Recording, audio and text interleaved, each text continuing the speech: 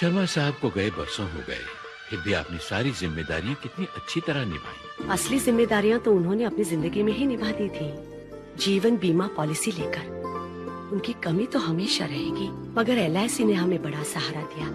बच्चों की पढ़ाई, बेटी की शादी और घर के खर्च बीमे की रकम से पूरे हुए, वरना पता नहीं क्या हाल होता। मैं तो कहती हूँ जिंदगी में हम सभी को जीवन बीमा कराना चाहिए। भारतीय जीवन बीमा निगम, जिंदगी के साथ भी, जिंदगी के बाद भी।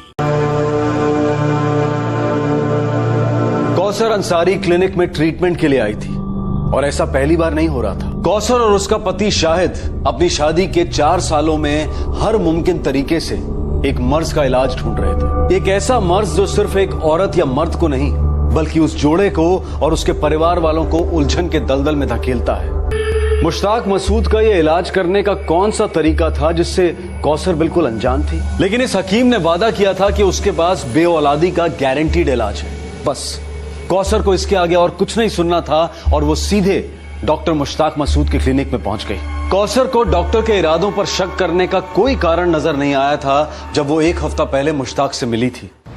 मुश्ताक एक बहुत ही क्रूर खेल खेल रहा था और उसने बड़े घिनौने तरीके से एक मजबूर औरत का फायदा उठाया था। कौसर भी एक ऐसी उलझन के दलदल में धंस गई थी कि वो अपने पति शाहिद को बता नहीं पा रही थी कि मुश्ताक वाकई में उसके साथ क्या कर रहा था। जबकि मुश्ताक दर्जनों बार कौसर के साथ बलात्कार कर चुका था, उसका वीडियो बना चुका था, पर कौसर ने अपने पति शाहिद को सिर्फ यही बताया था कि वो उसे छेड़ता है और अश्लील प्रस्ताव रखता है, और इस आधे सच का पूरा फायदा भी मुश्ताक ही उठा रहा था। मुश्ताक बहुत ही शातिर और चालाक खिलाड़ी था। उसने पहले से ही अनुमान लगा लिया था कि एक ना एक दिन या तो कौसर खुद बोल देगी या फिर शाहिद को शक हो जाएगा और मामला पुलिस तक पहुंच जाएगा।